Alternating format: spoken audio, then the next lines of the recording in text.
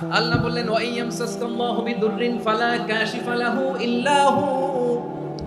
আল্লাহ যদি তোমাকে কোনো বিপদ স্পর্শ করায়, আল্লাহ যদি তোমারে কোনো বিপদে ফেলে দেয়, ওই বিপদ থেকে উদ্ধার করার তিনি ছাড়া আর কেউ নাই। জোরে বলেন ঠিক কিনা? তিনি যদি কোনো বিপদে ফেলেন, তিনি ছাড়া বিপদ থেকে উদ্ধার করার কেউ নাই। আর তিনি যদি তোমার প্রতি কোনো অনুগ্রহ করতে চান, ওই অনুগ্রহ ঠেকিয়ে দেওয়ার ক্ষমতাও কারো নাই।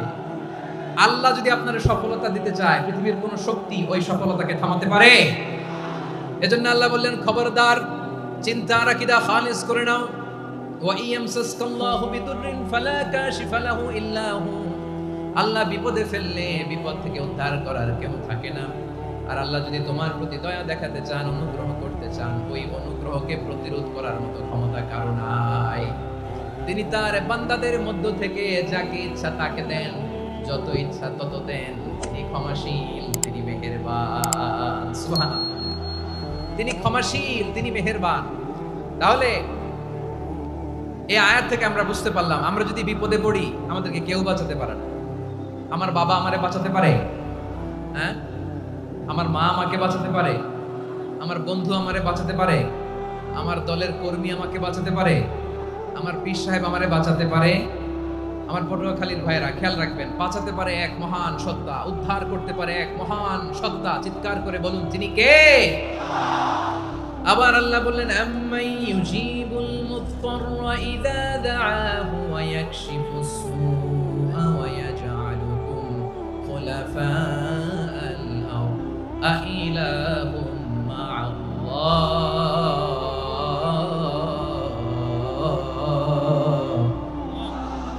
ক্বালিলাম মা তাযাক্কারুন। রব্বুল আলামিন বলেন, বিপদে পড়ে কাতর কণ্ঠে চিন্তাগ্রস্ত হয়ে যখন কেউ ফরিয়াদি হয়ে আল্লাহর ডাকে হাত তোলে, তখন এই ব্যক্তির ডাকে সাড়া দেয় কে? সবাই বলুন। কণ্ঠে বিপন্ন অবস্থায় আপনি যখন কেঁদে কেঁদে হাত তুলে আপনার দুঃখের কথা জানান, আপনি যখন ডাকেন তারে, তখন আপনার ডাকে সাড়া দেয় কে? আল্লাহ বলে, আমি সাড়া দেই। তোমাদের বিপদকে মুক্ত করে দেয় কে? ওই আল্লাহর সাথে কোনো উপাস্য আছে নাকি? কিন্তু খুব অল্প সংখ্যক লোকই তোমরা উপদেশ গ্রহণ করো। কথাটা কার? তাহলে বিপন্ন মানবতা যখন কাঁদে, মানুষ যখন বিপদে পড়ে নিরুপায় হয়ে ফরিয়াদ করে, তার ডাক শোনার কেউ নাই একজন ছাড়া। চিল্লায় বলেন তো, তিনি কে? এজন্য আমরা ফরিয়াদের হাত কার দিকে তুলব? প্রিয় পটুয়াখালী, বলেন, ফরিয়াদের দুটো হাত আমরা কার দিকে তুলব? এবং খেয়াল রাখতে হবে, মাথার সাথে সেট করে নিতে হবে, আল্লাহ ছাড়া আমাকে উদ্ধার করার কেউ নাই। এই পৃথিবীতে কেউ আপন না। প্রিয় ভাই, বিপদে পড়লে বোঝা যায় কেউ আপন না। আপন শুধু একজন মহান সত্তা। তিনি কে? এটা কি আপনারা খেয়াল রাখতে পারবেন? হ্যাঁ, বিপদে আপদে কেউ আমাদের বাঁচাতে পারে না, তরাতে পারে না, মুক্তি দিতে পারে না, উদ্ধার করতে পারে না, একমাত্র আমার প্রভু ছাড়া, আল্লাহ ছাড়া। চিল্লায় বলেন ঠিক কিনা? এবং প্রিয় পটুয়াখালীর ভাইয়েরা, মাথার সাথে এটা সেট করে নিতে হবে যে আমাদের পুরো জীবনটাই পরীক্ষা। পুরো জীবনটাই কি? The life is a test. পুরো জীবনটাই পরীক্ষা। এই জীবনে বিপদ আসবে, আপদ আসবে, পরীক্ষা আসবে।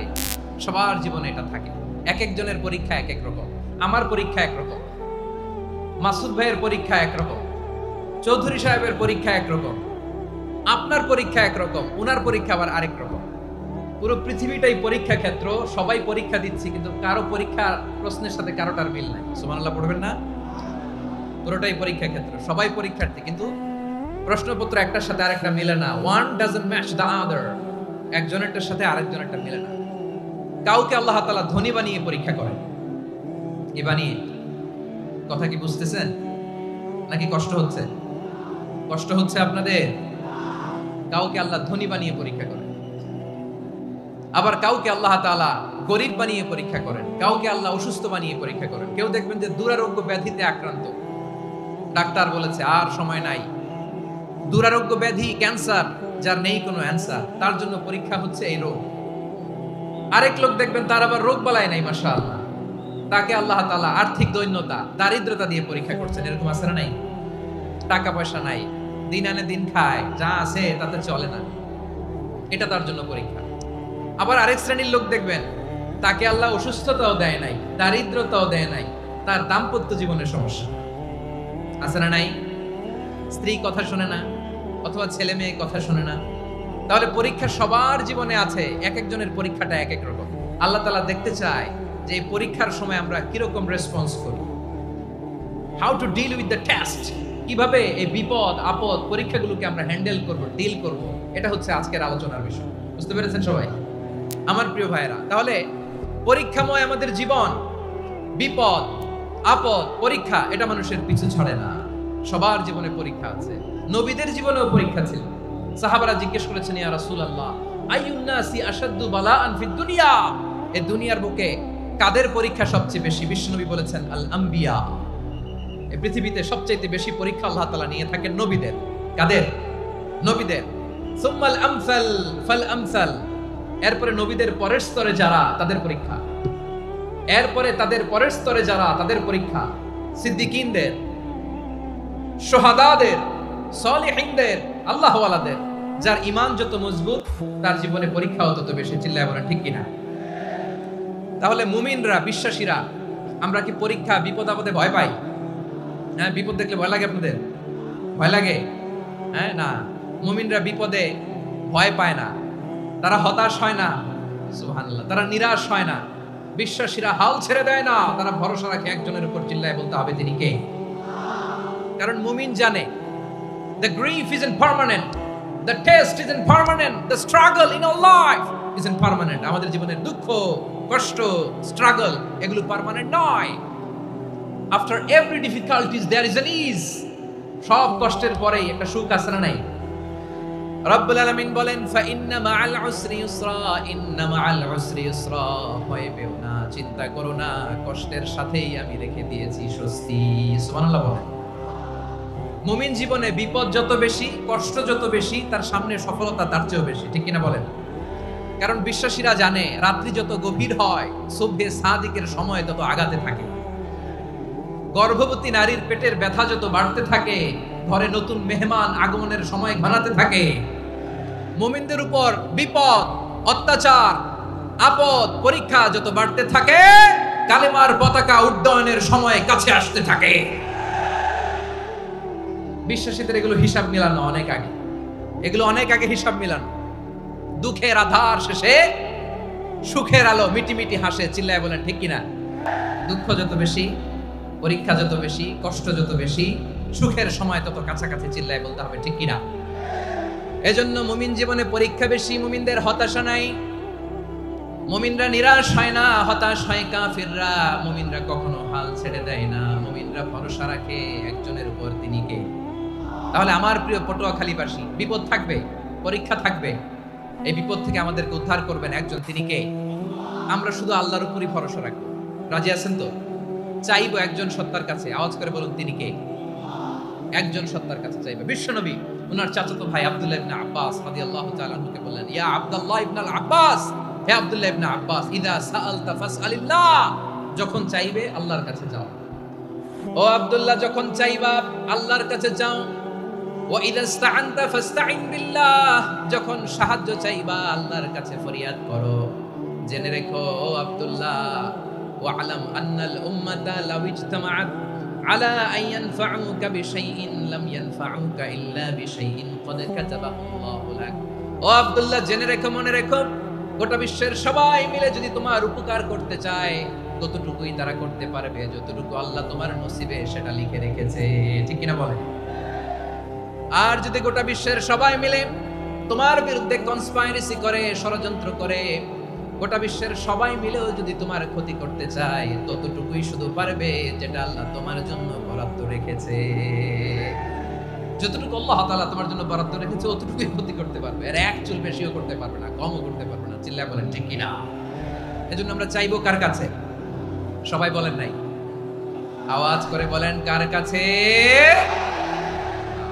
সব সময় আমরা আল্লাহর কাছে চাইবো, বিপদে আপদে, সুখে দুঃখে, সচ্ছল অবস্থায় অসচ্ছল অবস্থায়, পরাজয়ের সময় বিজয়ের সময়, সব সময় আমরা ভরসা রাখবো কার উপর? সবাই বলুন। একদল লোক আছে যারা বিপদে পড়লে আল্লাহরে ডাকে। আছে না নাই? পটুয়াখালীতে মাশাআল্লাহ নাই। বিপদ আসলে আল্লাহরে ডাকে, বিপদ নাই আল্লাহ নাই। বিপদে পড়লে নামাজ পড়ে, বিপদও নাই নামাজও নাই। বিপদে পড়লে জিকির করে, বিপদ যখন চলে যায় ওদের জিকিরও বন্ধ হয়ে যায়। এরকম আছে না নাই? কিছু লোক দেখবেন পরীক্ষা আসলে নামাজ পড়ে। আছে আছে, জেনজি আওয়াজ করো, এরকম আছে? এই কমন পড়ে গেছে, কমন পড়ছে। দেখবেন পরীক্ষার সময় নামাজ পড়ে, পরীক্ষাও নাই নামাজও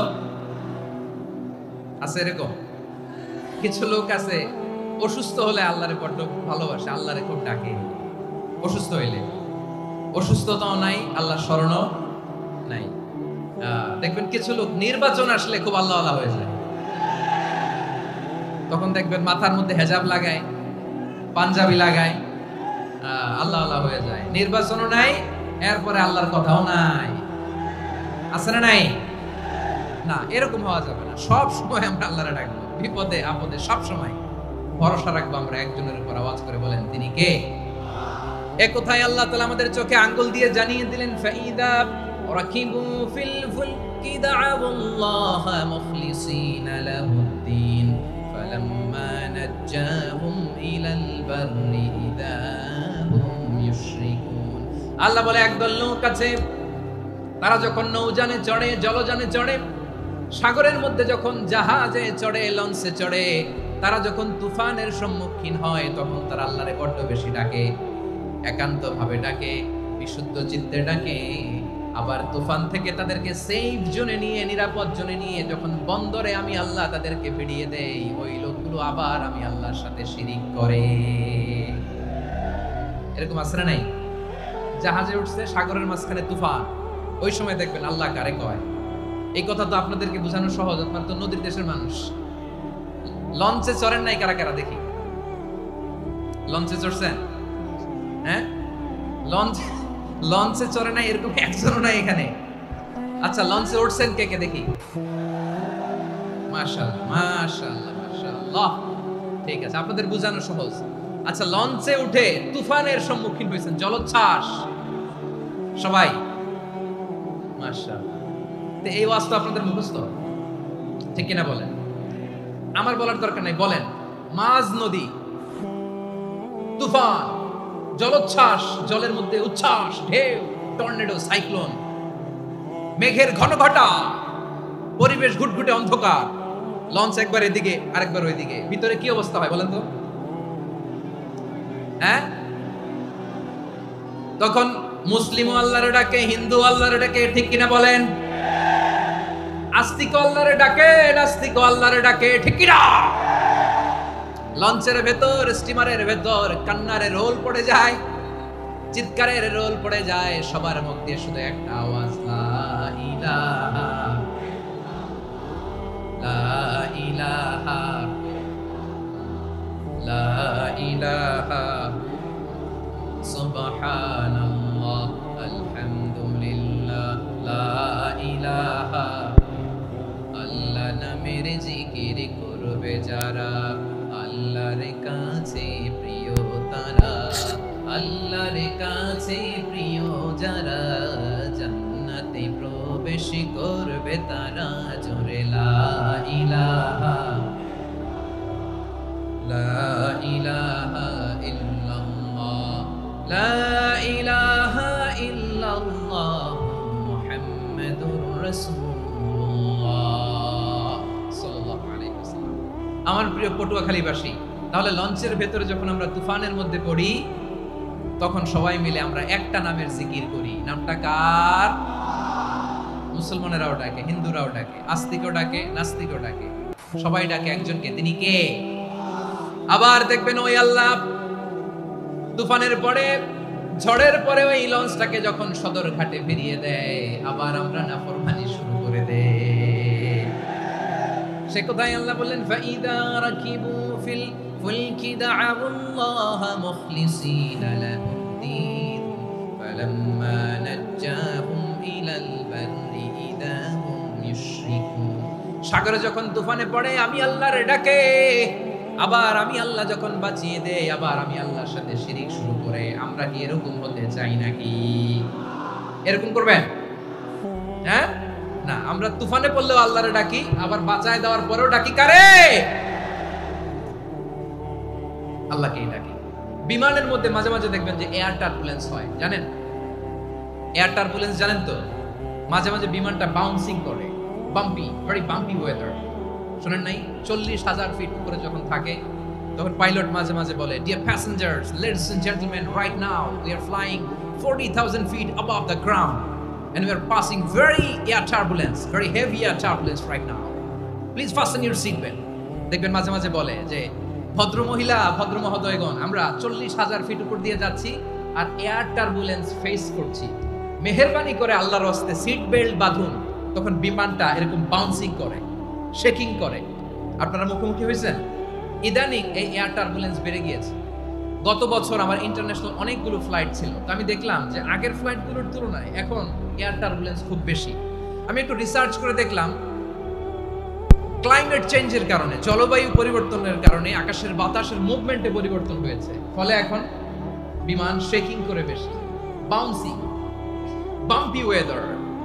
তো বলেন তো, 40,000 ফিট উপরে যখন আপনি, কয় হাজার ফিট? সবাই বলুন কয় হাজার ফিট? 40,000 ফিট উপরে যখন আপনি, তখন যখন বিমানটা এরকম বাউন্সিং করে, সবাই যখন ভমিটিং করে বিমান নষ্ট করে দেয়, বমি করে, তখন বাঁচানোর কে আছে আল্লাহ ছাড়া? কেউ আছে? ওই মুহূর্তেও সবাই মিলে একজনের ডাকে আওয়াজ করে বলেন, তিনি কে? মাঝে মাঝে কিছু সোশ্যাল মিডিয়ায় কিছু ভিডিও পাওয়া যায় যে হেভি যখন এয়ার টার্বুলেন্স হয়, 10 সেকেন্ড 15 সেকেন্ডের কিছু ভিডিও পাওয়া যায়, বিমানটা এরকম বাউন্সিং করছে, বাম্পি ওয়েদার, কাঁপছে, মানুষগুলো বমি করছে, অক্সিজেন মাস্কগুলো সব ঝুলে পড়েছে, বিমানটা শুধু কাঁপছে। তখন দেখবেন বিমানের ভেতরেও এরকম লঞ্চের মতো চিৎকার আছে না নাই? বিমানের ভেতরেও তখন চিৎকার। গত বছর হিথ্রো এয়ারপোর্ট থেকে সিঙ্গাপুর এয়ারলাইন্সের একটা ফ্লাইট, হিথ্রো টু চাঙ্গি, একটা ফ্লাইটে এমন বেশি এয়ার টার্বুলেন্সের শিকার হয়েছিল ওই এয়ারক্রাফটটা, 33 জন যাত্রী সেখানে আহত হয়েছে, একজন যাত্রী নিহত হয়েছে। কেবিন ক্রুজ, এয়ার হোস্টেস যারা আছে, একজনের নাক ফেটে, চোখ ফেটে, কপাল ফেটে, ব্লিডিং হয়ে শয়লা। প্রিয় ভাইরা, 40,000 ফিট উপরে বিমানটা যখন কাঁপবে, তখন আমাদেরকে আল্লাহ ছাড়া আর কেউ বাঁচানোর আছে? এত আসতে বললে হবে? ওই কঠিন মুহূর্তে আমার বাবা আমারে বাঁচাতে পারে, আমার বন্ধু আমারে বাঁচাতে পারে। এই গ্রাউন্ডে, জমিনের বুকে আমার প্রোটোকল, আমার ক্ষমতা, আমার দাম্ভিকতা, কোনো কিছু আমারে বাঁচাতে পারে একজন ছাড়া। চিল্লায় বলতে হবে, তিনি কে? সে আল্লাহ। বললেন, গোলাম, আমি বিপদের সময় ঠিকই তোমাদের বাঁচিয়ে দেই। ওই বিমানের ভেতরে 40,000 ফিট উপরে যখন তোমরা এয়ার টার্বুলেন্সের শিকার হও, তখন নাস্তিকও আল্লাহরে ডাকে, হিন্দু আল্লাহরে ডাকে, জোরে বলেন ঠিক কিনা? আবার বিমানটা যখন শান্ত হয়ে যায়, একটু পরেই বিমানের স্ক্রিনের মধ্যে হিন্দি সিনেমা খোঁজে। বিমানের স্ক্রিনে কিন্তু বিশাল ওখানে আফলাম ফিল্মের একেবারে বুঝাই করা। বিমানটা শান্ত হলে আবার হিন্দি সিনেমা দেখা শুরু করে। একটু আগে ডাকছিল কারে? দেখবেন বাংলাদেশে আমাদের ক্রিকেটাররা যখন অন্য কোনো দেশের সাথে খেলে, অনেক সময় এমন হয়, বল বাকি একটা, রান দরকার 6টা। বল বাকি কয়টা? পটুয়াখালী বুঝে নাই বোধহয়। বল বাকি কয়টা? রান দরকার। আপনি দেখবেন ক্যামেরাম্যান তখন গ্যালারিতে খালি দেখায় দর্শকদের যে কি অস্থিরতা। হিপ হপ স্টাইলের মেয়েটা, যে মেয়েটার ওড়না এতক্ষণ ছিল গলায়, এতক্ষণ কই ছিল, ওই মেয়েটা দেখবেন ওড়নাটা টেনে মাথায় দিয়ে এরকম মুনাজাত ধরতেছে, আল্লাহ আল্লাহ, একটা সক্কা, আল্লাহ আল্লাহ, আমার লাল সবুজের পতাকারে তুমি অপমানিত কইরো না আল্লাহ, ইন্ডিয়ার সাথে আমাদের খেলা, আল্লাহ আল্লাহ, একটা সক্কা, একটা। পুরো খেলা জুড়ে এই মেয়ের ওড়না ছিল গলায়, কিন্তু যখন 1 বলে 6 রান দরকার, ওড়না চলে আসছে কোথায়? মাথায়। আবার মুনাজাত আছে না নাই? ঠিকই বাংলাদেশের দামাল ছেলে এমন এক শট মারলো, বল চলে গেল স্টেডিয়ামের বাইরে, ছক্কা, জিতে গেলাম আমরা। পুরো স্টেডিয়াম জুড়ে চিৎকার, হই হুল্লোর, মৌজ মাস্তি। যেই মেয়েটা মাথার মধ্যে ওড়না দিয়ে এতক্ষণ সুবহানাল্লাহ সুবহানাল্লাহ বলে আল্লাহর কাছে দোয়া করেছে, ওই মেয়ে এখন আবার ওড়না ফেলে দিয়ে নাচা শুরু করে দিয়েছে। তাহলে আল্লাহর ভয়, আল্লাহর প্রতি আস্থা, বিশ্বাস, ভালোবাসা, এটা কি ক্ষণিকের জন্য? মানে আমার যখন লাগবে তখন আল্লাহর ইউজ করবো নাকি? হ্যাঁ, বিপদে আপদে, সুখের সময় দুঃখের সময়, সচ্ছল অসচ্ছল অবস্থায় বিশ্বাসীরা ভরসা রাখে একজনের উপর। চিৎকার করে বলে, পটুয়াখালী তিনি কে? সে আল্লাহ বললেন, গোলাম মনে করো না জাহাজ থেকে সদরঘাটে ভিড়িয়ে দিলাম তুমি নিরাপদ হয়ে গেছো, মনে করো না 40,000 ফিট থেকে সেফ ল্যান্ডিং এর পরে এয়ারপোর্টে নেমে গেলেই তুমি নিরাপদ হয়ে গেছো। ও মিয়া, বিপদ কি শুধু সাগরে আর আকাশে? ঘরের বিপদও ঘরের ভেতরও বিপদ আসতে পারে কি পারে না? এজন্য সূরা মুলক আল্লাহ বললেন, আমিনতুম মান ফিস সামাই আন ইয়াখসিফা বিকুমুল আরদা ফাইদা হিয়া তামুর। তোমরা কি ভাবছো তোমরা নিরাপদ? সাগরের মধ্যে তুফান, আল্লাহ আল্লাহ ডাকলাম, সদরঘাটে যেয়ে পড়ছি, পাইছে গেছেন তো আপনি। আর পাবে আপনারে আল্লাহ? আল্লাহরে তো সাগরের মাঝখানে তো আল্লাহ আপনারে পাইছিল, আর তো পাবে না। আর পাবে আপনারে? আর আল্লাহ ধরতে পারবে আপনারে? ঘরের ভেতরও বিপদ দিয়ে আটকাতে পারে কে? 5 স্টার 7 স্টার হোটেলের ভেতরও আমাকে বিপদের মধ্যে ফেলে দিতে পারেন কে? আল্লাহ বললেন, তোমরা কি ভেবেছো তোমরা নিরাপদ? আমি চাইলে ল্যান্ডস্লাইডস, ভূমি ধস দিয়ে 1 লক্ষ এক মুহূর্তে নিয়ে যেতে পারি। এক সুনামি দিয়ে থাপ্পড় মেরে 3 লক্ষ সাগরের ভেতরে ঢুকায় দিতে পারি, 1 সেকেন্ডও লাগে না আমার। আম আমিনতুম মান ফিস সামাই আন ইউরসিলা আলাইকুম হাসিবা ফাসাতা'লামুনা কাইফা নাযীর। আল্লাহ চাইলে আকাশ থেকে পাথর বৃষ্টি নাজিল করতে পারেন কি পারেন না? এই মুহূর্তে এখানে ভূমিকম্প দিতে পারেন কি পারেন না? আচ্ছা, ভূমিকম্প যখন হয় আমাদের কারো হুঁশ থাকে? আপনি মনে করছেন আমরা সাধারণ মানুষ, আমরা দৌড় দেই, আর প্রেসিডেন্ট প্রধানমন্ত্রী ওনারা বুঝি খাটে শুয়ে থাকে? কথা বুঝে নাই বোধহয়। ভূমিকম্প, আর্থকোয়েক যদি হয়, বাঁচার জন্য আমরা কি করি? হয় খাটের তলায়, ডাইনিং টেবিলের নিচে, উপরে শক্ত কিছু আছে এটার নিচে, অথবা ঘর থুইয়া দেও দৌড়। তো প্রধানমন্ত্রী উনি কি করে? প্রেসিডেন্ট উনি কি করে? হ্যাঁ, উনি খাটের মধ্যে যে শুয়ে থাকে নাকি? উনিও দৌড়, সাধারণ মানুষও দৌড়, প্রধানমন্ত্রীও দৌড়, বাড়িওয়ালাও দৌড়, ভাড়াটিয়াও দৌড়, সবাই দৌড়। নাকি ভাড়াটিয়ারা বাড়ি থুইয়া দৌড়, বাড়িওয়ালারা আর বেরোয় না? এরকম না। তাহলে যে কোনো মুহূর্তে ভূমিকম্প দিয়ে নাস্তানাবুদ করতে পারে কে? আমার প্রিয় ভাইয়েরা, আমরা নিরাপদ নই, আমরা তার দয়ায় বেঁচে আছি। কার দয়ায়? এজন্য আল্লাহ বললেন, গোলাম যে কোনো মুহূর্তে বিপদ দিয়ে তোমাদেরকে নাস্তানাবুদ করতে পারি। বিশ্বাসী বলে যদি নিজেকে দাবি করো, সব সময় ডাকতে হবে একজন সত্তাকে। বলেন তিনি কে? এই কথা ক্লিয়ার? এই সবগুলো উদাহরণ শেষে সবার কাছে ক্লিয়ার হয়েছে না যে বিপদ থেকে, আপদ থেকে, পরীক্ষা থেকে, ক্যালামিটি থেকে আমাদেরকে কেউ বাঁচাতে পারে না একজন সত্তা ছাড়া। আবারও বলেন তো তিনি কে? ক্লিয়ার? হ্যাঁ, সবাই বুঝতে পারছেন? আচ্ছা, এবার আমরা দেখি বিষ্ণু ইসা ইসলামের জীবনে বিপদ আপদ ছিল কিনা। উনি বিপদ আসলে কিভাবে ডিল করতেন, বিপদ আসলে কোন দোয়া পড়তে হয়, কিভাবে ফরিয়াদের হাত উত্তোলন করতে হয়, কিভাবে রবের দরবারে নতজানু হয়ে ফরিয়াদ করতে হয়, এটা জানার দরকার আছে না নাই? আসুন আমরা বিষ্ণুনবীর জীবনী থেকে দেখি বিপদ আসলে উনি কি করতেন। বিপদ আসলেই প্রথমে বিষ্ণুনবী সাল্লাল্লাহু আলাইহি ওয়াসাল্লাম একটা দোয়া পড়তেন। কি পড়তেন? তিনি পড়তেন, ইন্না লিল্লাহি ওয়া ইন্না ইলাইহি রাজিউন। নিশ্চয় আমরা আল্লাহর জন্য, নিশ্চয় আমরা কার দিকে ফিরবো ভাই? আবার কার দিকে ফিরবো? আওয়াজ করে বলুন তো, আমরা এসেছি কার কাছ থেকে, আবারও ফিরে যাব কার কাছে? এজন্য বিষ্ণুনবী পড়ছেন, ইন্না লিল্লাহি ওয়া ইন্না ইলাইহি রাজিউন। নিশ্চয় আল্লাহর জন্য, ওই আল্লাহর দিকেই আমরা ফিরে যাব।